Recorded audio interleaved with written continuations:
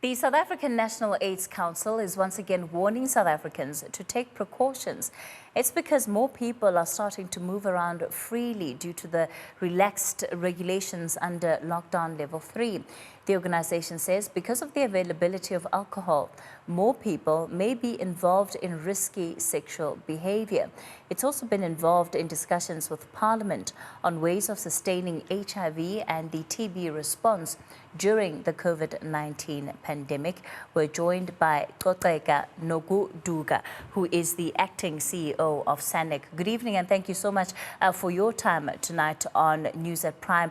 Let's talk about the interventions then that you're working on, primarily in ensuring that the message around HIV and TB doesn't get lost while there's focus in the country right now and the world is on COVID-19. Good evening to you and good evening to your viewers at home. As the South African National AIDS Council, we've embarked on a campaign, hashtag 24 covered 24/7. And with this campaign, we are hoping to be able to reach communities, as you've indicated. While we are responding to COVID-19 as the world, as South Africa, we want to make sure that the implementation of the National Strategic Plan for HIV, TB and STIs is not lost in the midst of everything else that is happening.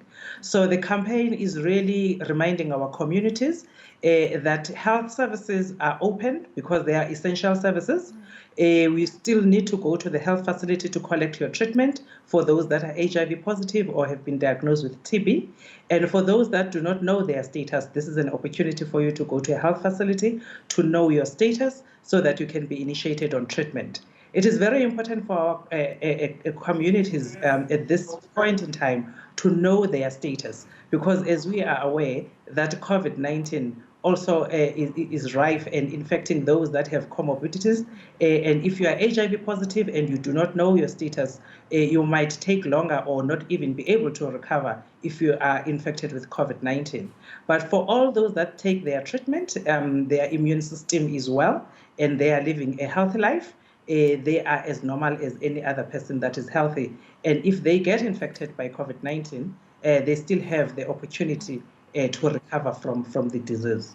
So the SANAC covered 24/7 campaign is basically looking at communities as we are responding to COVID-19. How do we ensure that we still remain vigilant with HIV and TB that is ravaging South Africa at this point in time? Are we doing any better in terms of people being able to collect their treatment? Because I know that earlier on during this lockdown, there were concerns that there could be a relapse in terms of some of the patients due to the lack of being unable to access their medication. As the South African National AIDS Council, you'll remember that we work with stakeholders, and the stakeholder that we are working with at this point in time is the Department of Health. The Department of Health has ensured that you would remember that as the country we are fighting COVID-19, we've got community testing sites, community screening and tested sites for COVID-19. And in those sites, we have also integrated screening for TB and testing for HIV. And how we do testing for HIV in those sites, we either do a test on site or we give our communities and our clients a HIV self-screening test kit. You'd remember over the years, the country has been embarking on different approaches of delivering the antiretroviral drugs. We've got a program that's called the CCMDD, which is a program that works with private pharmacies like ShopRite, like Discam, working with churches, working with halls, where patients are able to go and collect their medication without necessarily going to a health facility.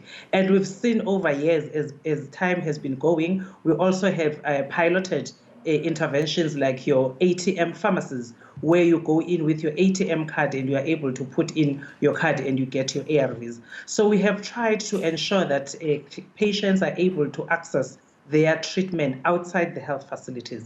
During this COVID time, we've worked with civil society organizations where they have been able to go into health facilities, collect medication and do home deliveries, especially the people living with HIV sector, who has been working close with health facilities in ensuring that at this point in time, we do have a stock of ARVs, and patients that go into health facilities to access their treatment, they are quickly served and leave the facility without clogging the system, to ensure that we also make sure that we adhere to the COVID-19 regulations in terms of restrictions with movements, but also with the social distancing and ensuring that we are not in groups at the same time. So there's been a lot of work that has been done, working with civil society, working with people living with HIV, working with implementing organizations, working with CBOs to ensure that the system is able to deliver drugs, is able to make sure that people that are supposed to adhere to their treatment, they are able to adhere.